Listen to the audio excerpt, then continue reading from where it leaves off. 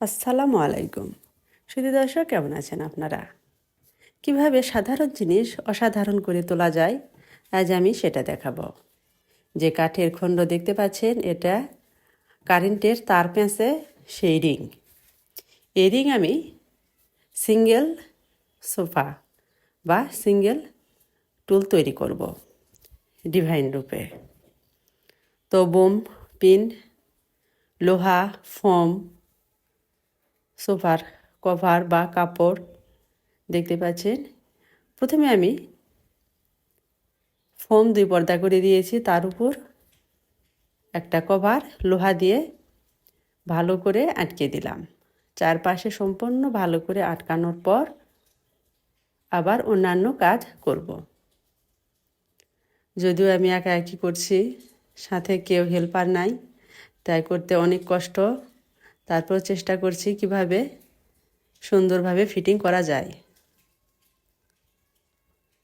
আস্তে আস্তে উপরের কভার আমি চারিপাশ দিয়েই শক্ত লোহা দিয়ে সাবধান মতো মারছি।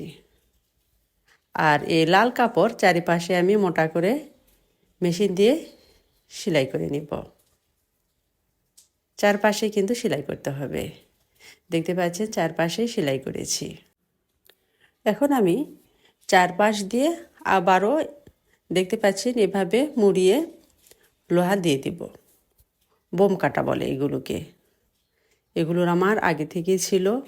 আগে ডিভাইন যখন তৈরি করেছিলাম, মিস্ত্রির কাছ থেকে নিয়ে রেখেছিলাম কখন কোন কাজে লাগে। তো আগেকার বাঁচা ফোম, বাঁচা কাপড় আর ফ্রিতে পাওয়া কাঠের রিং আস্তে আস্তে সাবধান মতো আগে লাগিয়ে নিচ্ছি। তারপর ঘন করে আবারও বোম কাটা লাগিয়ে দিব। চারপাশে কিন্তু লাগিয়ে দিব। তো আমার চারপাশে লাগানো হয়ে গেছে, দেখতে পাচ্ছেন। এখন আমি আবার নিচে লাগিয়ে দিব। লাগানোর পরে মাঝখানের কাপড় একটু লুজ থাকবে, সেখানেও একটা আলাদা ডিজাইন করব। আর আমি এখানে সেলাই না করে একটার উপর আরেকটা দিয়েছি। কিভাবে একটার উপর একটা দিয়েছি দেখতে পাচ্ছেন। তাহলে আর সেলাইয়ের প্রয়োজন নেই, সেলাই করলেও হবে, তবে এখানে সুই দিয়ে সেলাই করতে হবে। তো তলাটাও দেখতে পাচ্ছেন। এটা আসলে কিন্তু কারেন্টের তার পেঁচানো থাকে সেই রিং। রিং দেখে মনে হলো এটা যদি আমি সোফা পাবে তৈরি করি তাহলে ভালোই লাগবে দেখতে। যেই ভাবা সেই কাজে লেগে গেলাম। তো আমি বোম কাটা এদিক দিয়েও আস্তে আস্তে মেরে দিচ্ছি। ফাঁকা ফাঁকা করে মারছি আগে, তারপর আবার ঘন ঘন করে বোম কাটা মারব।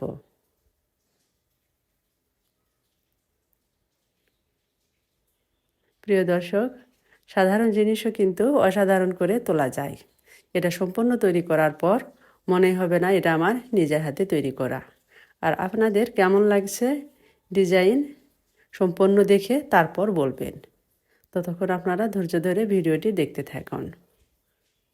আপনারাও যদি এরকম ট্রাই করতে পারেন তাহলে অল্প টাকার মধ্যেই কিন্তু এরকম সুন্দর একটা সিঙ্গেল সোফা তৈরি করতে পারবেন। তো মাঝখানে দেখতে পাচ্ছেন একটু লুজ। এই লুজ আমি কি করলাম, আবারও আস্তে আস্তে এভাবে বোম কাটা কুচি কুচি করে মেরে দিচ্ছি। তাতে কাপ শেপ একটা ডিজাইন আসবে। বক্সের মতো হতো যদি আমি টান টান করে দিতাম, কিন্তু আমি কাপ শেপে তৈরি করব, তাই এভাবে আস্তে আস্তে গোড়ার দিকে কুচি কুচি করে লেগে দিচ্ছি। খুব সাবধান মতো টান টান করে লেগে দিতে হবে। সমস্ত লাগানোর পর আবার আমি আলাদা একটা ডিজাইন তৈরি করব। যদি এখানে লেস ব্যবহার করা হয় সেটাও অনেক ভালো লাগবে দেখতে। তো আমার কাপড় ছিলই, তাই ওই কাপড় দিয়ে আমি আবারও ডিজাইন করে দিব। শুধু পোশাকই তৈরি করি না, ঘর সাজানো আর আরও অন্যান্য জিনিসও তৈরি করা হয়। যদিও আমার চ্যানেল পোশাক তৈরির উপর ভিত্তি করে, কিন্তু আমি আরও অন্যান্য জিনিসও তৈরি করি, তাই সেগুলো একটু মাঝে মাঝে দেই। আপনারা যদি বিরক্ত হন বা কোনো কিছু যদি ডাউট থাকে অবশ্যই কমেন্টের মাধ্যমে জানাবেন। দেখতে পাচ্ছেন আমি আরেকটা আলাদা পাইপিনের মতো করে নিয়েছি, নিচ দিক দিয়ে বর্ডার করে লেগে দিব, তাতে আলাদা একটা সৌন্দর্য আসবে।